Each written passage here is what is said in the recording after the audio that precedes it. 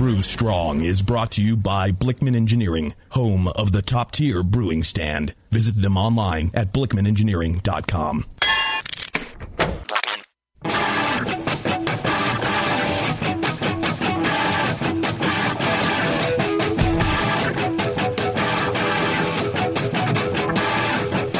Brewers, it's time for the beer radio you've been looking for. This is the show that dispels myths, tackles the toughest topics, and makes no apologies for geeking out on beer. Hosted by two guys that drink before they think, Jamil and John Palmer. This is Brew Strong.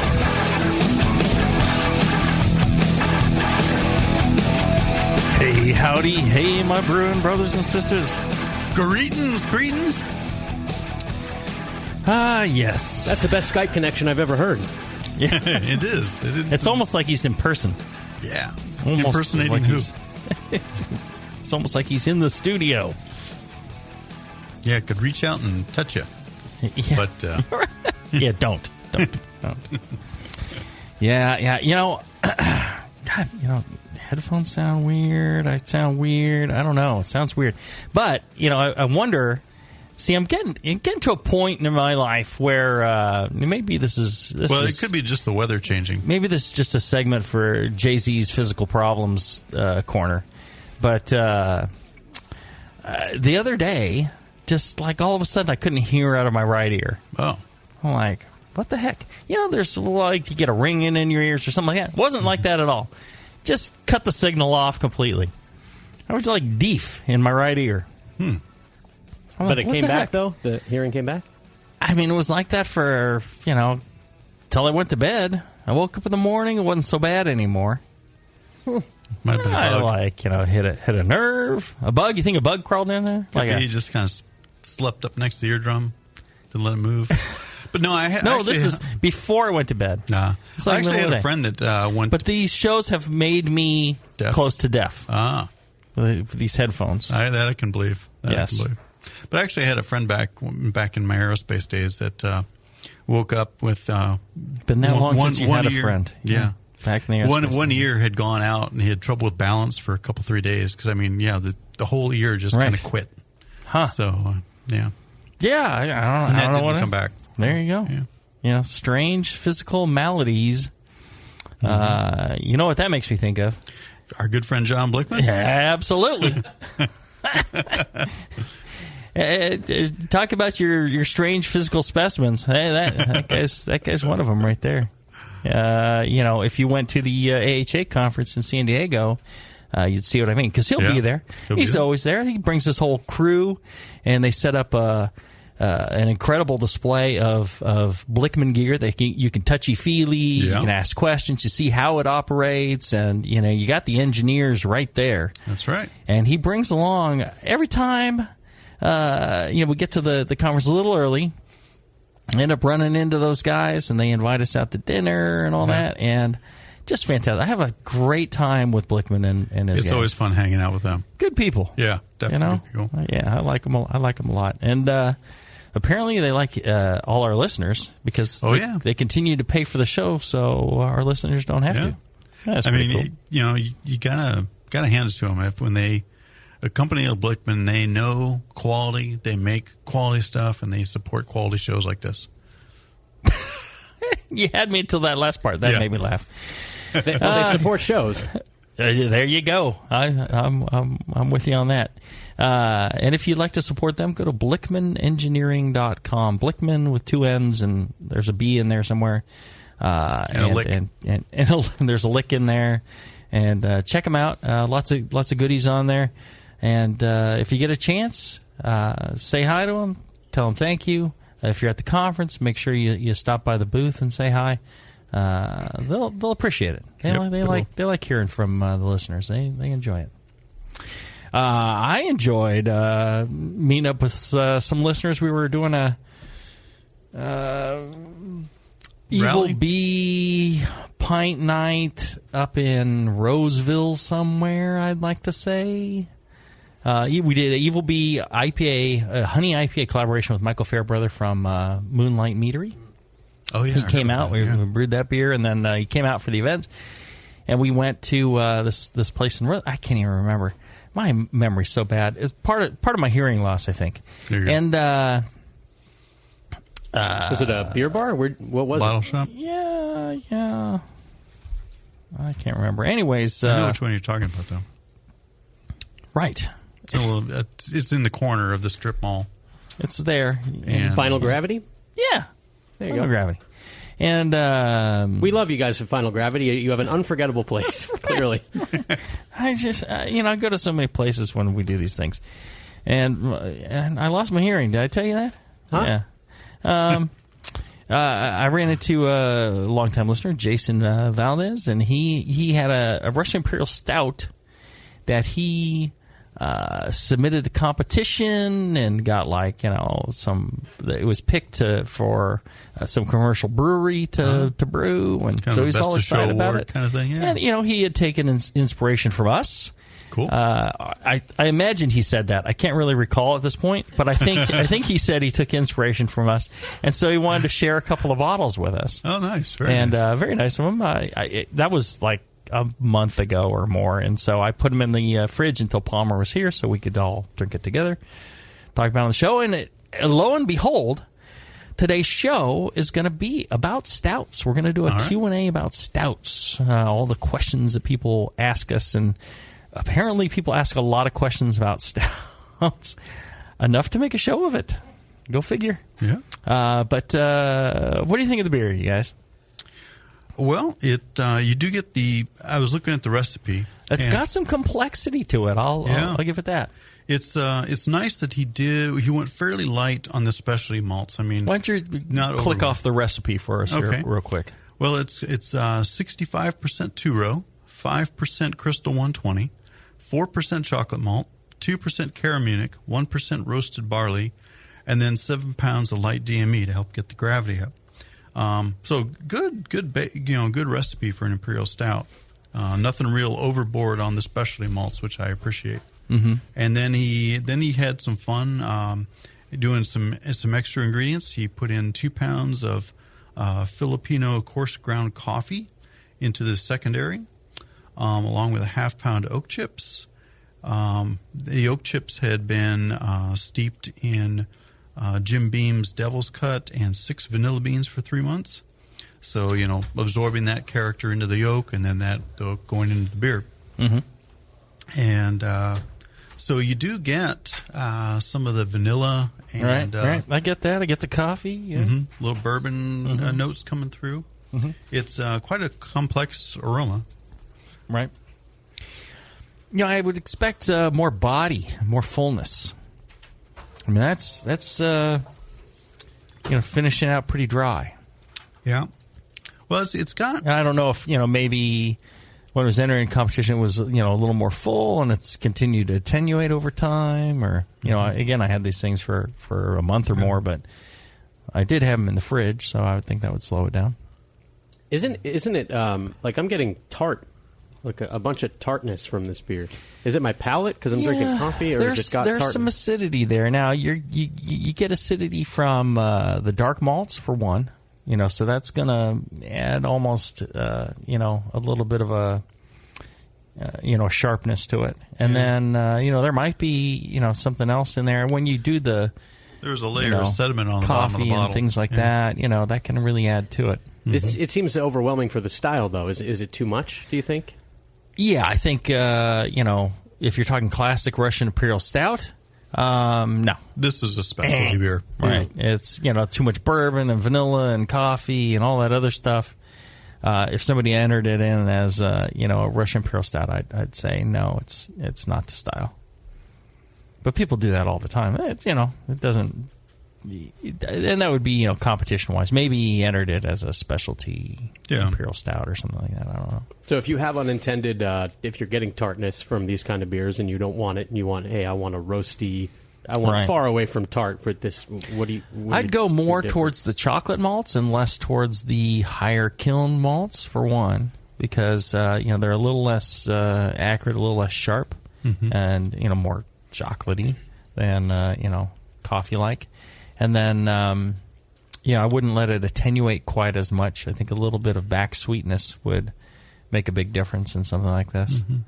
And then, the thing about coffee beers, too, is that they are always best fresh because you have the oils from the coffee, especially if you don't have a really dark roast coffee. Those will tend to degrade and oxidize over time, and you will get some, old stale coffee notes and stale beer notes coming out, especially if the beer's been around a while. So freshness in a coffee beer is important. Mm-hmm.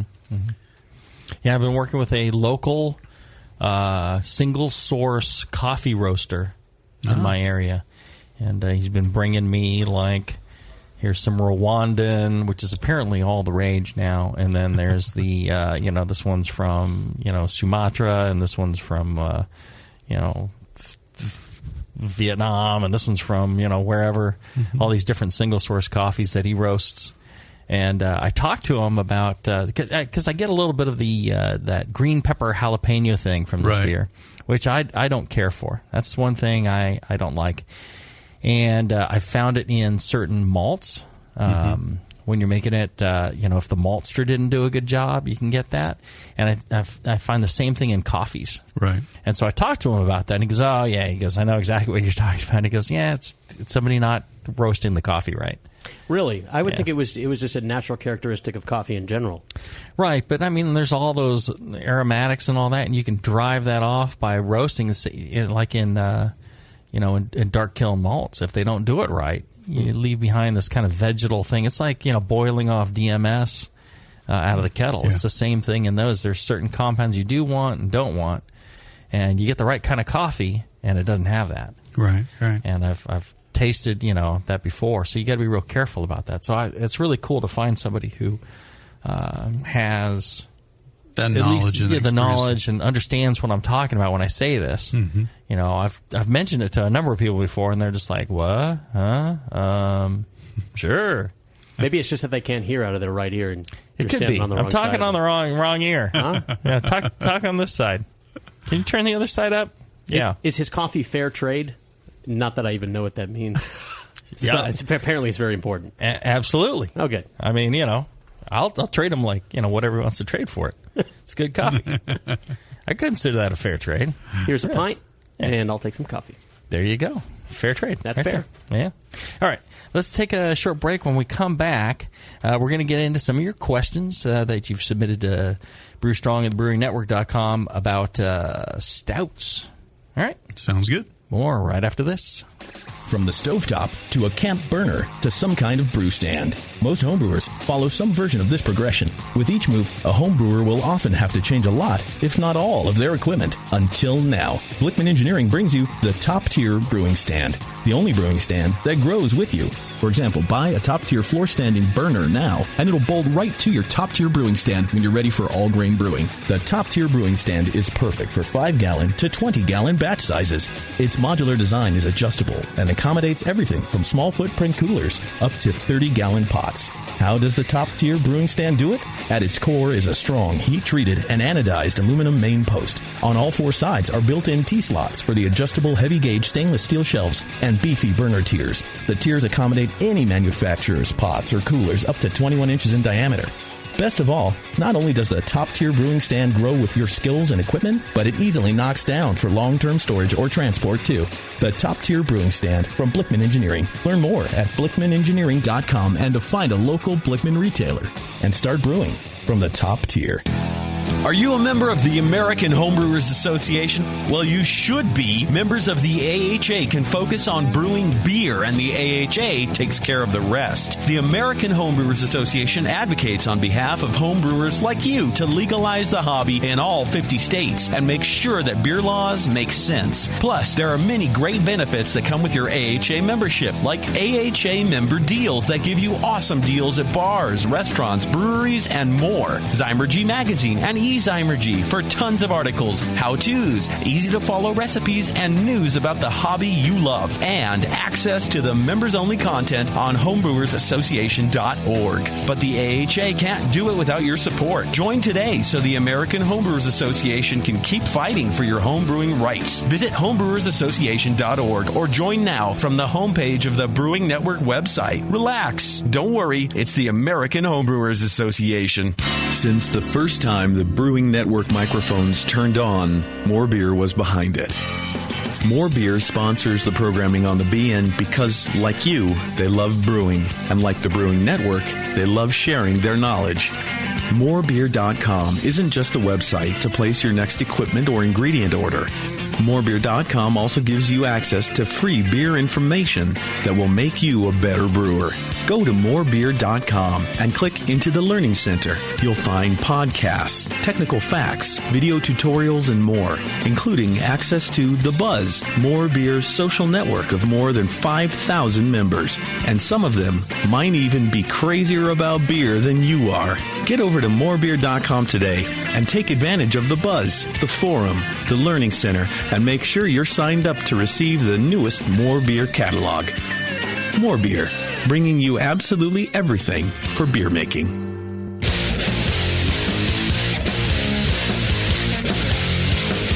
Back to the two guys that know how to turn beer into beer. This is Brew Strong.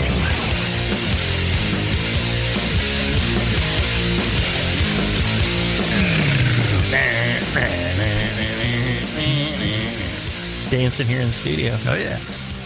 It's a rare Palmer drum solo there. It's like Neil Peart in the flesh. Yeah, if you want to see Palmer in the flesh, you know what you can do? Hey. I would suggest going to the AHA conference in San Diego this June. You're going to be there. I'm going to be there. I'm going to be there. Yeah, I was going to say Facebook's not a really good option for that, but yeah, conference would be good. Yeah. Or you come down here to the Hop Grenade when we're doing shows. Palmer's here most of the time. Yeah. But, you come down. If you're an AHA member, I mean, you have to be an AHA member to attend the conference. That's one of the things that the AHA does. I mean, not only do they put on the most awesome conference you've ever been to, it's better than GABF, it's better than Oktoberfest, it's better than anything. It is fantastic. If you're a home brewer, AHA conference. Yep. There's no better experience event in the world. Having a child, birth of your first child, yeah. I mean, all right. So it's like the second. So come the next day. Yeah. Right. They, look out for the rights of homebrewers. They do the Zymergy magazine, pub discount program. There's a members only session at GABF. Right. There's the forums that they have are quite active. I mean, nice all around, and good people. And if you sign up for the AHA through the Brewing Network, you go to brewingnetwork.com/whatever, and then you click on that AHA banner thing, and you sign up. A little slice of that goes back to the Brewing Network and keeps the shows alive. So, it's a win-win-win for everyone. There you go. Oh, that's what I said. 3 wins right there. Yeah. It's a win for everyone. Plus, you go to the conference, you see Palmer in the flesh. That's right. And Jamil, too. And he can touch you in the flesh there. I'll even sign it. I've done that. He'll sign your flesh. Yeah. Lovely. Have you? Have you signed some man cleavage? Yeah. I mean, not my proudest moment, and I think in retrospect, probably his either. I think you... Right, across the crack. John on one cheek, Palmer on the other. But we chuckle about it every year. A little brown dot in between. Yeah, does your middle name start with an O? Because that'd be funny. No, it looks like a hook. All right, should we do some questions? Sure. So this is roasted barley versus roasted malt from Sean, who says, "Hi guys, I've read conflicting information regarding the differences between roasted barley and roasted malt. Dr. Lewis's book Stout says that roasted barley is more acrid and burnt, while Beersmith and a few other sources claim that roasted malt is more acrid and roasted barley is the smoother of the two. I don't have a lot of money to do test batches these days, so I want to know what you thought before I craft my next recipe for a stout." I've always... I think it's more important who the producer of the grain I agree. Was how they roasted it, the source malt that was used or the source grain that was used. In general, I'm with Dr. Lewis on the roasted malt being a little smoother than the roasted barley. But again, you can get roasted barley that's, 600 love, 650. You can get it that's 400. Yeah. You can get chocolate malt that's 300. You can get chocolate malt that's 500. Right. Lovabond. So, there's such a wide range that it's more important the supplier. And like we talked earlier about the coffee aspect, you can get some roasted malts that have that jalapeno kind of thing going on, that green pepper thing. So it's really more important that you taste and choose a variety of grains, not just say, well, it's in general this or that. Yeah, it's roasted barley. Oh, okay, so it's this. Oh, it's black malt. It's that. Yeah, I think it does vary from maltster to maltster. And in the new malt book that just came out from Brewers Publications, there's some commentary in that where Dave Kuski of Brees is talking about roast malts and how tricky it is. How you're on such a steep slope when you're roasting that it can be a matter of seconds between your product and something that's just gone up in flames. Very, and he's well. In fact, I think the specific quote was this: "You're increasing your melanoidin and your color." And he said, if you hold it too long, that will over roast, and you'll lose all that color too. So, what I'm kind of getting at is that roast malts is a very much an art at each maltster, and they have their recipe and procedure, and so depending on their product, their black malt may be a little less acrid than their roast barley, or vice versa, depending on how they process them. When I was in Australia one time, I went by Green and Grape, with John's Preston's place, and a wonderful place, and a wide range of products there. And somebody gave me he goes, this is the can you brew it recipe for Shakespeare Stout. And it was like a pale brown water with no flavor. And he's like, I followed the recipe exactly. What's wrong with it? And I'm like, yeah, you couldn't have followed the recipe. I'm trying to think of all the possible things. I'm like, what did you use? And John's like, well, he used this. There's a Australian maltster. And he's like, this is what they call chocolate malt. And what it was all this pale malt with a few nuggets of this really charcoaly looking malts in it.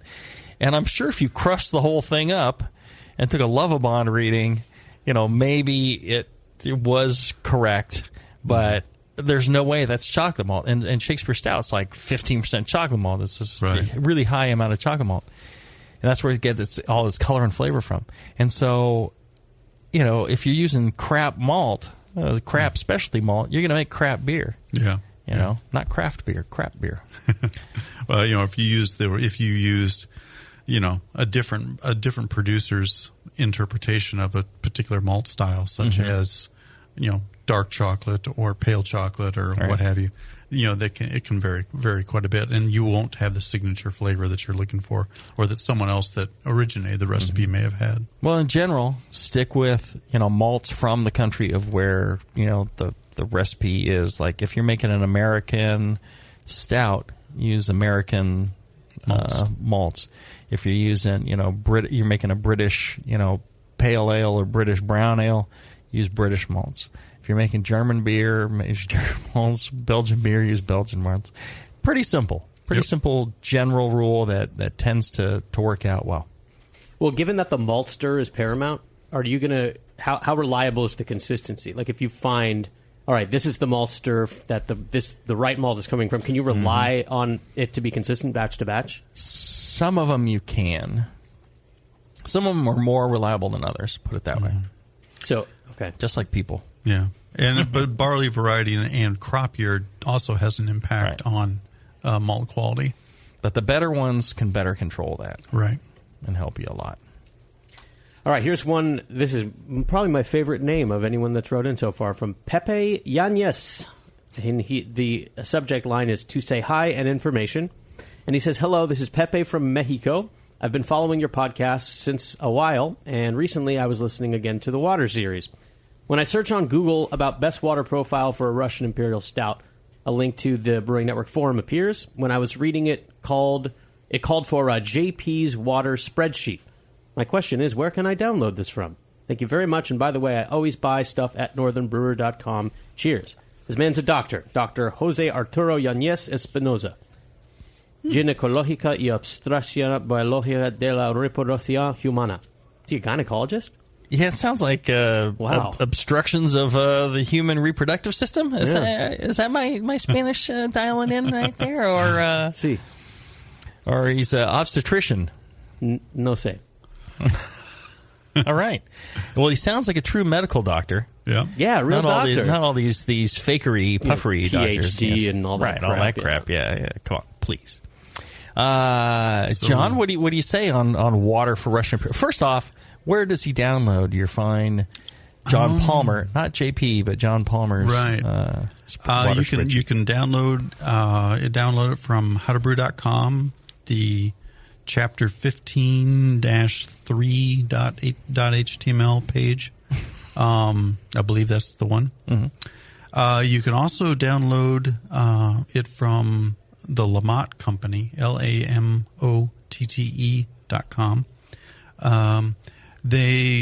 They're the marketers of the nice Brew Lab, which allows you to test your water at home for your minerals. Mm-hmm. And they have a link to the spreadsheet on their site as well, on the Brew Lab page. So those are two locations to get it. Mm-hmm. There you go. All right. So what about water for Russian Imperial Stout? Just in general, what are you shooting for? High alkalinity? In general, you're shooting for high alkalinity or higher alkalinity. Mm-hmm, mm-hmm. Again, the dark malts, the specialty malts, have higher acidity than base malts. Russian Imperial Stout can have, depending on how you brew it and your recipe, have quite a lot of specialty malt in it, which can drive down your mash pH. The higher alkalinity water tends to balance that a bit, getting you back into that 5.2 to 5.6 zone for good mash performance and generally good beer flavor. So that's your first consideration is what the pH balance of your mash is. Mm-hmm. Then you can start looking at do I want this to be a malty or a hoppy Russian Imperial Stout? Probably malty. Mm-hmm. So you're looking more to your calcium, your chlorides additions. And for a Russian Imperial Stout, I'd be saying look towards some calcium 50 to 100 ppm, chlorides 50 to 100, maybe up to 150 max in chlorides. And not so much sulfur because you don't want the hop notes to dominate that beer. But again, these are kind of general recommendations. Mm-hmm. You need to brew the beer, taste the beer, and then maybe experiment with some mineral additions from there. But don't go overboard trying to say, I need to make this perfect water profile to brew the stout. No, brew the stout first. Then give it a try and see how it turns out with your water. Right, tweak it. Well, the thing that kills me about people that really focus on a lot on water is not you, but I mean, homebrewers in general. What they want is a calculation of how much to throw in there.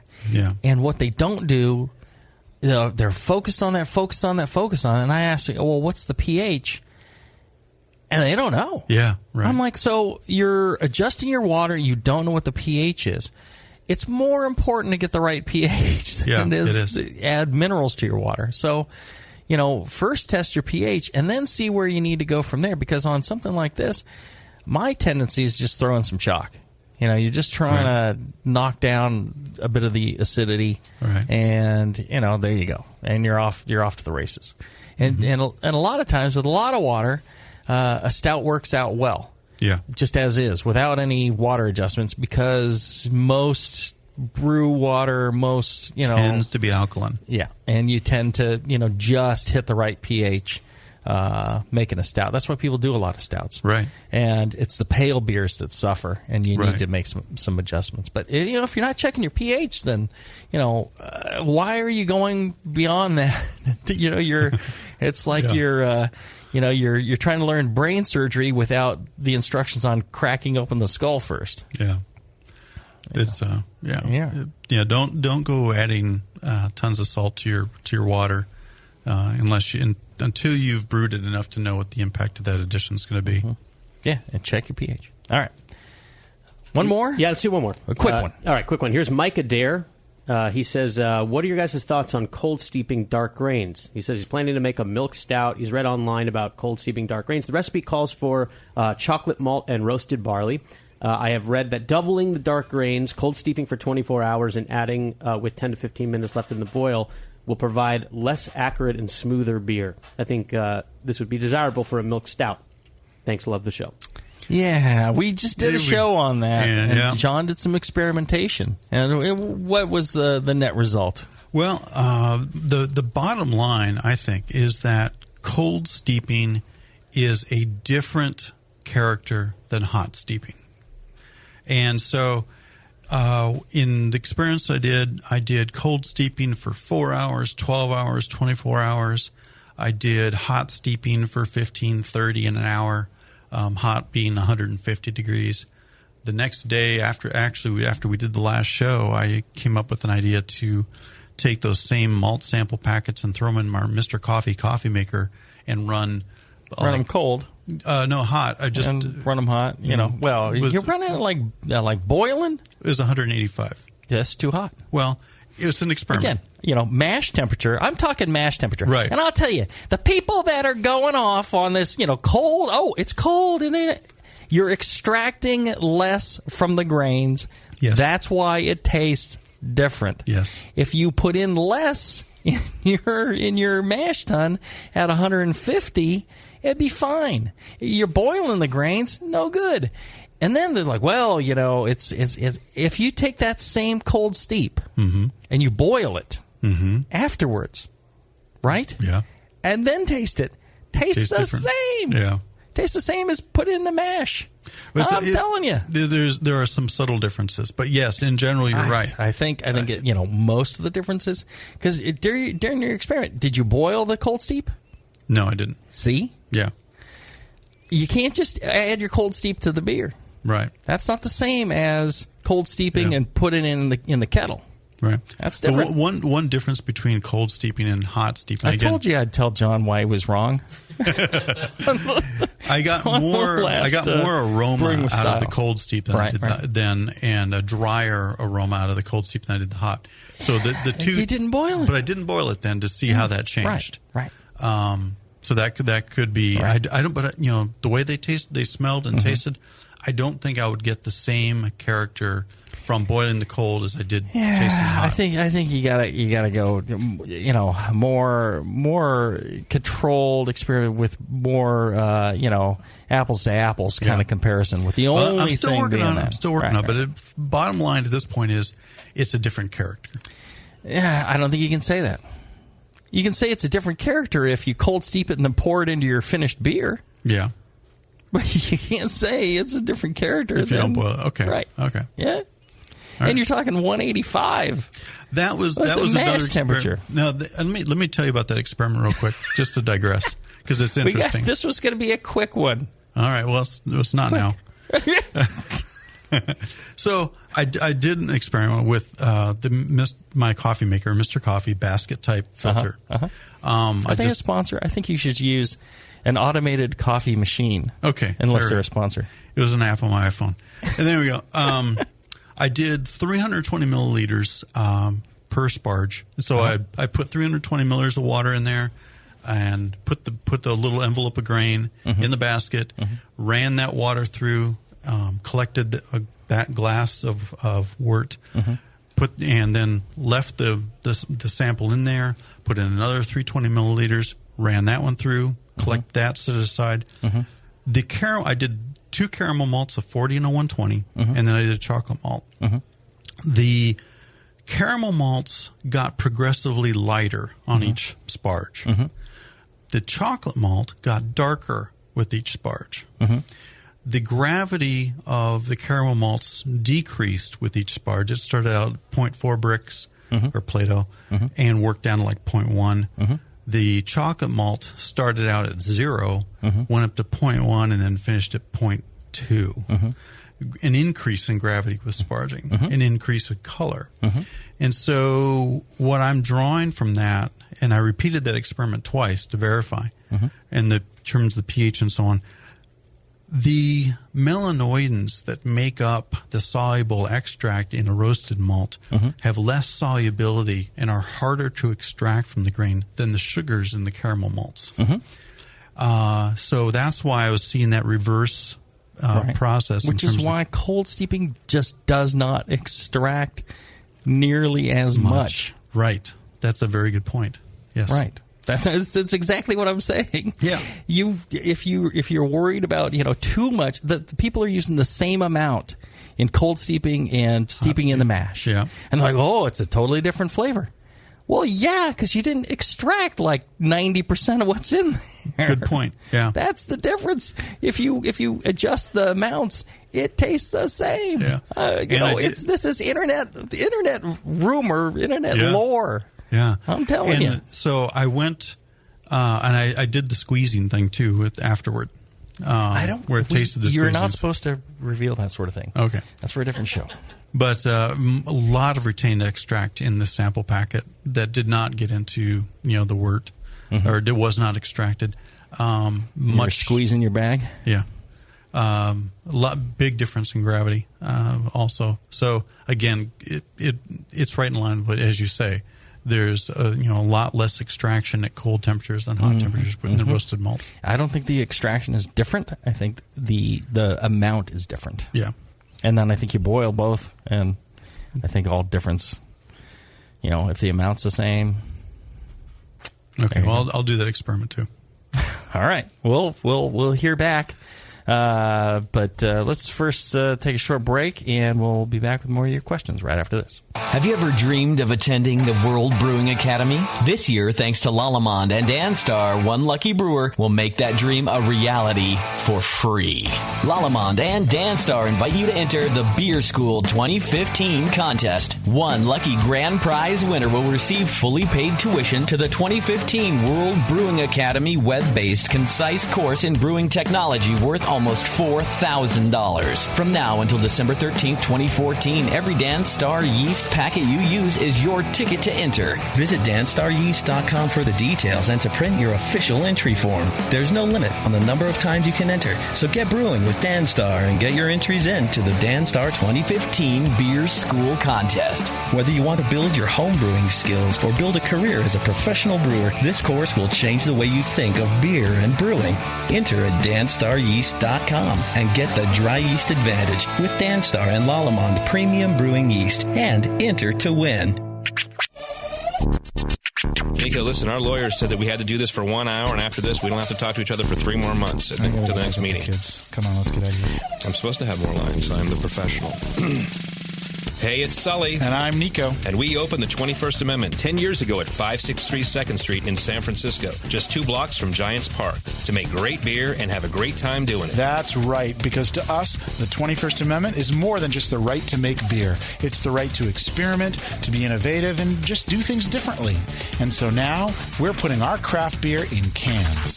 That's right, cans.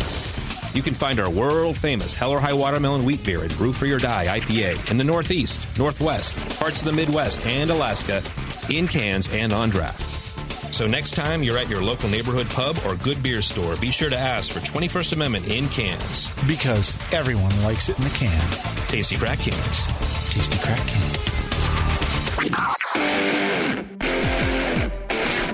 A few things happened 30 years ago. ARPANET migrated to TCP/IP, and the Internet was born.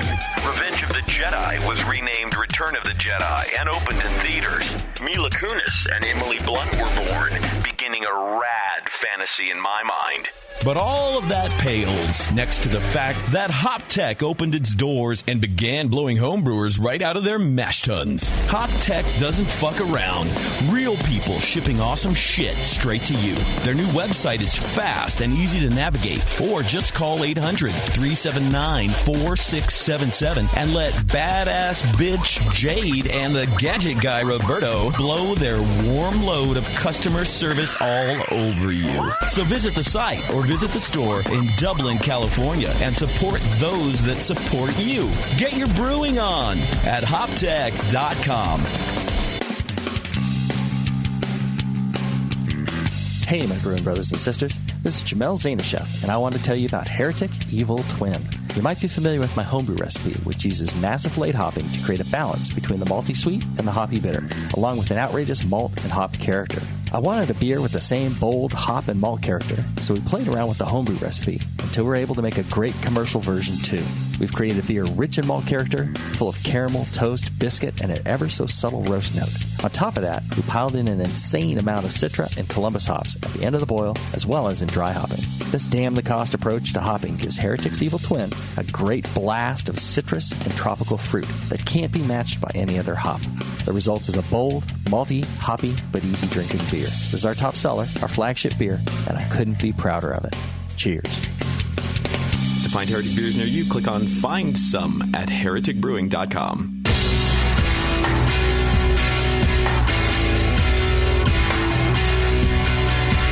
Like the Lance Armstrong of the beer world. Except for that nut thing. This is Brew Strong. You know, I consider Jay from Ray Barrel like the Lance Armstrong of the sour beer, except for that nut thing. Right. I'm just saying. Well, actually, no. I think Jay has one nut. So he's just the Lance Armstrong of sour beer. There you go, yeah. With the nut thing. That's what makes him the Lance Armstrong. And I think he does anabolic steroids. Guy's getting pretty big. Have you seen him lately? He's probably topping 100 pounds now. So easily. Yeah. He's beefing up. He's probably really grown. Oh, yeah. Growing in. I mean, you should see him stir that, stir that mash or whatever the hell he does. It's with vigor. I don't know. Is he even stirring mash? Probably not. Can we just stop? I'm trying to improv here, Bevo. Good. Please. Do we have a question? We do. Well, no. You can hear Jay on the Sour Hour. Oh, Jay's just doing a live read. There you go. Okay. Yeah. Check out Jay on the Sour Hour, and he does it here on the Brew Network. Great show. Along with things like Brew Strong and Dr. Homebrew and The Session and yada yada. Good stuff. So check them out. All right. Question. Live chat. This is from Lawyer Jim. Lawyer Jim. I have read that Old Rasputin is released 3 weeks after brewing. How can I make an imperial stout that is ready to drink in 3 weeks? I heard 2. Really? Yes. Really? Oh, that's mind-blowing. Good fermentation. That's the key. Mm-hmm. And, good attenuation. Good recipe. Mm-hmm. There you go. Ready to drink. Does it change over time? And, some like it with a little age on it? Absolutely. Mm-hmm. So, a lot of beers could be like that. Fermentation. Yeah, I guess I'm kind of thinking this question maybe go back. Are they cold steeping? I don't think so. I don't think so. But I think this question kind of goes back to the myth of stronger beers need to be aged before they're in prime condition. Mm-hmm. And I think that is probably partly due to the old homebrewing methods at the time, 10, 20, 30 years ago. Right. Mm-hmm. Where you would get some fusels that would need to esterify with time, some oxidation occurring before that beer would mellow out a bit. But petering fermentation. Yeah. Where fermentation wasn't so good, and so you had to wait like an extra couple of months for it to drag down the gravity to a drinkable point. Right. But Old Rasputin, I mean, that's a great beer, very well brewed, great recipe, and I'm not surprised that it's ready to drink 2 weeks after production. Because it's a matter of getting the attenuation, getting a very strong fermentation that's not leaving behind byproducts that take time to go away. It's done right the first time. There you go. All right, so here's back to the email. This is Ken Robinson from Greenwood Lake, New York. He said, I wanted to follow up my question after listening to the original question was, do mash temperatures influence the acridness of a porter or stout the same way that high brewing temperatures influence tea and coffee? How are tannins and other flavors tainting molecules affected by mash temperature? If there's a significant effect, does step mashing have benefits beyond increasing brew yield? So his follow-up is, how much is diastatic power necessary when making a dark beer?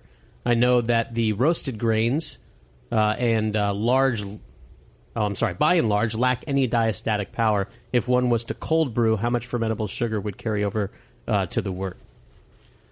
Well, there's not sugars per se in your roasted malts.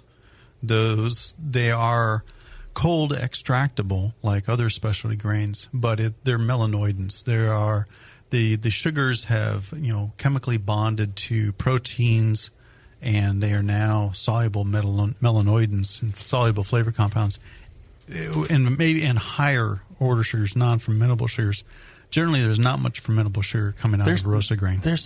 But in some cases, there's a tiny bit because, there must be. Mm-hmm. I'm with you. I always thought, well, there's nothing fermentable in there. Yeah, or not much anyway. Or not much. And, same thing with like crystal malts. But crystal malts, there's sugars that are fermentable. And apparently in the roasted malts too, the way that they make Sinmar is they mash like all this roasted grain, and then they ferment it, because you can't add, if it's like beer, mm-hmm. you can add it to be Reinheitsgebot compliant, and so they would extract it that way, and they would ferment it, and they'd get like 0.25% alcohol, just the tiniest little bit, yeah, and then they go ahead and just like heat it up, drive that off, and then it's still beer. Well, mm-hmm. then maybe they concentrate it that way. I don't know. And then it's like a thick syrup that you can add. So they get some sort of fermentable sugar in there. Okay. Yep. So I thought that was interesting. Mm-hmm. Who knows? And then it's interesting what is extracted and what isn't. And they also, the difference between roasted barleys and roasted malts. Yeah. Black malt. There was a thing about snottiness from using some roasted barleys that have not been malted. That you can get the snottiness, elephant snot out of I'm not sure what you mean. Highly kilned black malts. Apparently, it was a thing. Back in the day, from improperly protein roasted. Yeah, apparently so. Just became like goopy and yeah. Or more like scum floating on the surface. Or No. Viscous. Really? Viscous residue is what they said. I like how they specified the animal it came from. Elephant snot. Right. As opposed to like rhino snot. Oh, well, that's completely different. I'm just saying. So there's a lot of interesting things going on in roasted malts.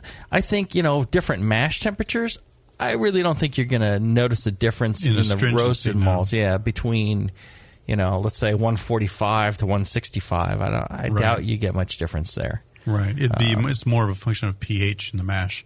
Yeah. They could do the astringency. And final pH as well. Yeah. The beer makes during a big lautering. difference. Right. Yeah. And so I think, there you go. But yeah, so some slight tiny bit.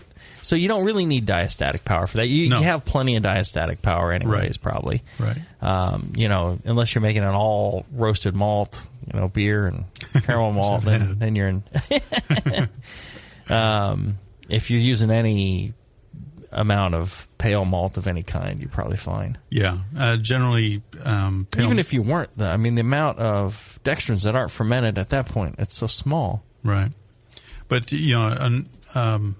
base malts supply almost 3 times as much diastatic power is necessary by weight to convert that mash. So, well, especially modern malts, right? Yeah, exactly. Much higher diastatic power today than in the past. Mm-hmm. So, yeah, not really a concern there. Here's a kind of a long question. I'll try and get through it quickly. From Justin Baldwin, who says, thanks for the great information, guys. I have some questions about yeast pitching rates and starter volumes for really big beers. So it says, I want to make a large Russian Imperial Stout with an OG of 1.112, mostly using the recipe from Brewing Classic Styles. Using the Mr. Malty pitching rate calculator, I would need a simple starter of 2.46 gallons. Even using oxygen, it would be right under 2 gallons of a 5.1 gallon beer. Wow, it's a precise man. How can this be done practically? Even using another vial of yeast, the starter would still need to be over a gallon. Well, the way it's done practically is to brew a smaller beer first. So you make a 5-gallon starter, but it happens to be a beer. So you find another beer style you want to brew using that same yeast. Let's say you want to use 001. Okay, make yourself a American wheat, pale ale. Yeah. I mean, you could even make yourself an IPA, or some other porter or something like that. Right. And you take that yeast. It depends how picky you are about your yeast picking up residual from the beer it's in. Dark beer to light beer, hoppy beer to non-hoppy beer. But the thing that makes me think less of that was talking to Mitch at Stone. He was saying that now they harvest all their yeast off their IPA, and they get better results. And I think in commercial setting, you've got so much yeast to pull from. It's pretty thick. There's not a whole lot of other liquid in there. That may be part of it. Homebrew, you may capture more of the liquid, but you can rinse it real easy. Put in a sterile container, some sterile water, shake it up, pour off the liquid. You've got fairly clean yeast at that point. Right. But brew a smaller beer first. That's the way to go. He did have a couple of ideas in here, so tell me what you guys think of them. He said, here's idea number 1. I make a starter as normal and pitch it into an oatmeal stout using White Labs, English ale yeast, or London ale. 2 days later, during high kreuzen, I brew the Russian Imperial, but I extend the boil time or thicken the mash to the point I only end up with 4 gallons of wort. Then I transfer 1.5 gallons of the oatmeal stout to the Russian. Does that make sense to you? Oh, yeah, you certainly could. Mm-hmm. Yeah, I mean that's one way of tackling it. And if the oatmeal stout is actively fermenting, right? That's that's pretty good, pretty decent idea. Not bad. Not the way I'd do it, but yeah. Well, so during high kreuzen, he asks, does it matter where in the carboy I take the sample from, or should I move my siphon tube around to get a cross section of yeast? Not necessarily cross section, but most of your yeast is going to be at the top. It's rising to the top as it flocculates and rises. Yeah, if you got a decent kreuzen on that oatmeal stout, then I would skim that kreuzen and pitch that. Right. Well, yeah. If you can vacuum off all the yeast off the top. If you take all that yeast off the top, you can impact the fermentation of that too. Mm-hmm. He was talking about just taking some of the beer. I'd draw it all off, kind of near the surface and try and vacuum up all the bubbly stuff on top. He has another idea. He says, I make the oatmeal stout, but I make an additional starter with WLP 090 San Diego yeast. I transfer only a half gallon of oatmeal stout to get the English ale profiles I want, but then I add the 2,000 milliliter San Diego to get the attenuation I want. Are there issues, he asks, with using more than one yeast at a time? No, I mean, there are if you want to repitch it later on, but I would, start with, your standard, whatever yeast you want for flavor and character, and then add in your attenuation yeast and try and pick one that's fairly clean, that doesn't add a lot of other characters. But yeah, that'd probably work too. I'd be careful about, I'm going to cut back on my yeast. You need enough yeast to make that thing attenuate all the way. Should he stagger the additions? I wouldn't. Just because, you could do it a little bit. You could let the first yeast grow a little bit, but I'd add the second one within, 12 hours. Because if you add yeast after, there's a considerable amount of alcohol already present and the sugars are reduced and there's a yeast population there, the other yeast isn't going to grow. It's not going to get active. You really got to, kind of get it in there early so they all get going. Yeah, makes sense. All right, let's take a short break, and when we come back, we'll have more of your questions right after this.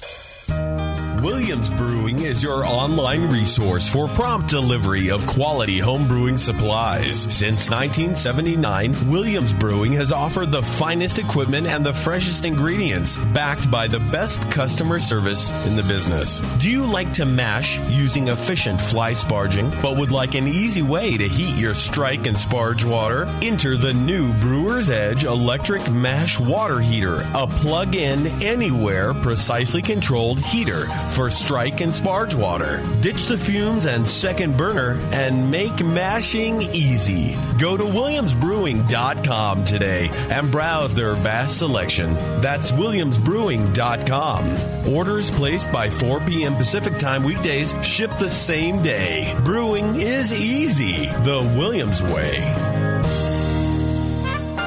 Do you support the Brewing Network? Do you brew your own? Are you looking for an economical, fun, and legal way to do both? Subscribe to Brew Your Own magazine and do just that. All year long, Brew Your Own will surprise you, entertain you, and educate you with articles on beer and brewing from authors like the Brewing Network's very own Jamil Zainashev and John Palmer. Each issue is a full pint of brewing techniques, homebrew stories, tips and photos, projects to make yourself, and recipes for the avid home brewer. Get your tough questions answered by Mr. Wizard and polish your style accuracy with Jamil. A portion of every subscription goes to the Brewing Network, so subscribe today at byo.com/Brewing Network, or just click the BYO logo on the Brewing Network homepage and support a fantastic hobby and your favorite broadcaster. Brew Your Own, the how-to homebrew beer magazine. And now, Northern Brewer presents What If Homebrewers Ruled the World? Ladies and gentlemen, if you'll follow me, I will lead you into the gallery area. Now, the first piece up for sale today is a Jamil Zainashev original, a bottle of 1997 vintage Evil Twin. Oh, I see. A bidding for this one-of-a-kind piece will start at £7,000. And if you'll continue to follow me, ladies and gentlemen, I can show you a rather abstract piece from Bay Area brewer Justin Crossley. It's a German Doppelbock entitled Justin's Giant Bock.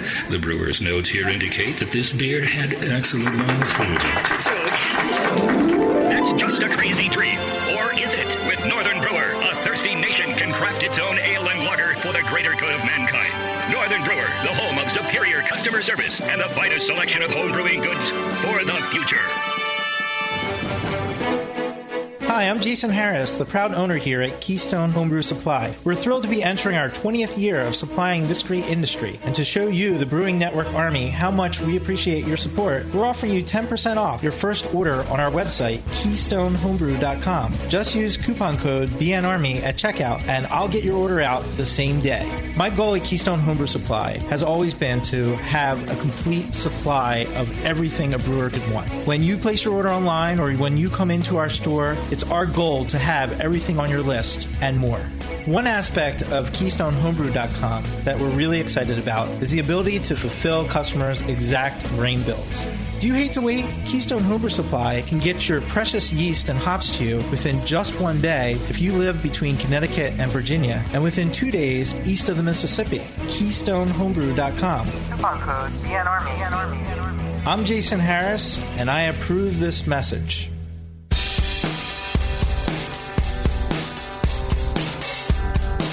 Back to your hosts, Jamil Zainashev and John Palmer. Putting the testicles in technical. This is Brew Strong.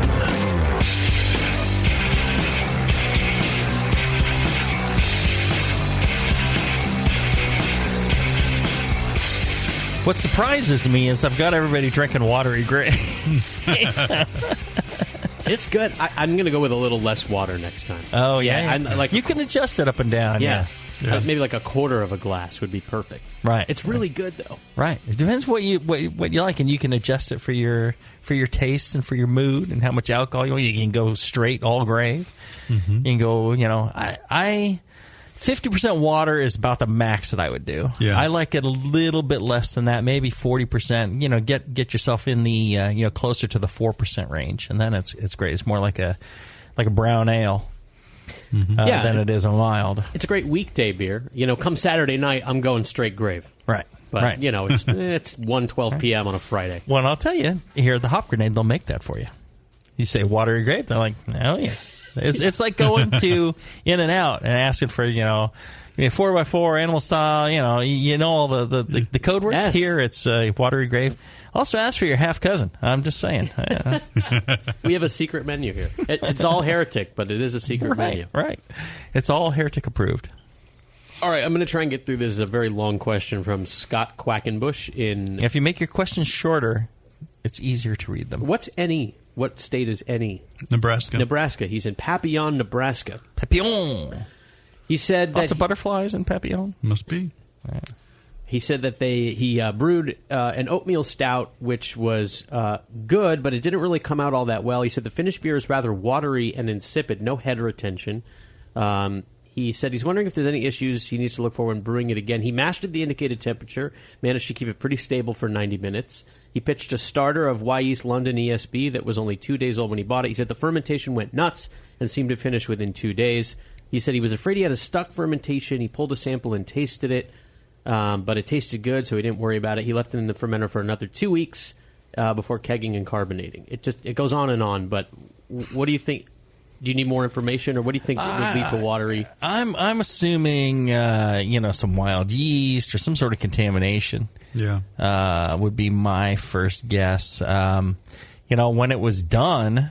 After a couple of days and it tasted good and it was done and there was no activity, I wait maybe another couple days after no signs of activity or very tiny signs of activity. I'll go another day or two, but I don't go 2 weeks. 2 weeks is my just general guideline for people to prevent people from bottling too soon. Yeah, absolutely. And but with certain yeasts in lower gravity beers. In the upper 60s, low 70s, those things will finish out pretty quick. Yeah. Does he say what his gravities if were? If you pitched enough yeast. He doesn't give numbers, but he did say that before kegging, the final gravity was several points higher than the estimate in the book. But he said it didn't taste cloyingly sweet, and the fermentation seemed like it was clean, so he didn't worry about it. But he did say going into the keg, the beer tasted really good. He was proud of it. But then after carbonation, he pulled a pint, and he wondered what the hell happened. It may be that he over-carbonated it. Yeah, he does say that. He said, I don't think I over-carbonated. He said he let a pint sit out, and he tasted it as he warmed up, and some of the CO2 dissipated. He says it improves a little bit, but it still isn't what he would have expected. It's too much carbonation is what it sounds like to me. I've had beers, and the great thing about a kegging system is you put it on gas, and then you let it carbonate up. You can pull samples as you go, and then when you hit the right amount, you back off. Yeah. And it's great. If you go past that, you can take a beer from just okay to, oh my God, this is great, and then very quickly after it's like, what happened to it? Mm-hmm. Seems thinner. The too much carbonation can make a beer seem thin. It can make them seem thick and creamy too, but that's kind of a special thing. But it can make it seem a little too thin and harsh. All right, that's a possibility. Let's do one more from Kenneth, who says, I'm fairly new to brewing. I've made about 8 extract batches, 2 porters and a stout of those. All 3 had a very thin mouthfeel. 2 of the recipes were Northern Brewer's Bourbon Barrel Porter and the St. Paul Porter. The stout was from a local homebrew shop. It was all with steeping grains. He said, how can I get that nice thick mouthfeel you find in a Founder's Porter or stout? Is this something I can get only brewing with all grain? No, again, I wonder what his OGs are. But he should be able to get a good mouthfeel from an extract kit. That shouldn't be an issue.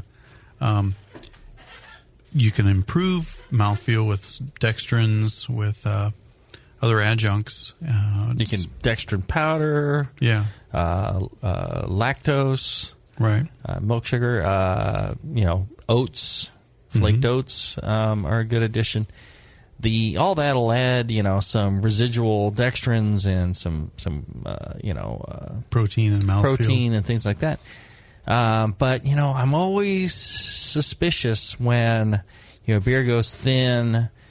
Almost always I think wild yeast or bacteria is the cause. Yeah, you can definitely get a wild yeast infection that will just thin out the body of a beer really quick. Just because it just eats everything. Yeah, and you're left with almost no mouthfeel. It's almost like like club soda. Right. So that's and a lot of times I hate telling somebody that without tasting the beer, but it can be hidden in some bigger beers. You're like, oh, that's just kind of the malt character or the hops, and it's like, no, it's not. It can be tough to pick out your first few times. So that's something you gotta check, and that's always something to worry about. Yep. All right. Another fine show. It is awesome having you here, my It's friend. very good to be here, and it gives me a chance to give you crap as we do the show. It does. We absolutely demonstrated. Yes. Right. Did I show you where I tried to slit my wrist? Yeah, I was noticing that. I figured it was a cat. You did it the wrong way, you dumbass. It's not supposed to be perpendicular. Well, what I discovered was once you cut one wrist, your hand hurts too much to cut the other one. So I only did one. I'm just saying. Hey, the life of a brewery owner. Every once in a while, you see the numbers. You're like, oh, my God, I'm going to cut my wrist. And then your lack of dedication, you're like, screw it. Yeah. You can't even commit suicide. I wouldn't be able to drink beer. All right. I'll just go from there. I'll tell you, if you enjoy this show, make sure to check out our fine sponsors, BlickmanEngineering.com. They're great folks at Blickman. Innovating your brew day. Check them out and see us all at the conference, at the AHA conference. You could also go to thebrewingnetwork.com/store. Check out all the fine goodies they have. At some points, they do have Brew Strong shirts, and they do have them in your size. Yes. I know people keep writing in, I don't control the shirts, so stop emailing me about the shirts. Send it to Scott or Justin or somebody who controls it. And then there's everybody's not it. There's books, there's all sorts of goodies in there, and all those things. When you buy them, the profits go directly to the bottom line of the Brewing Network. So check it out, and we'll see you at the conference. Sounds good. Till then, brew strong, everybody. Brew strong.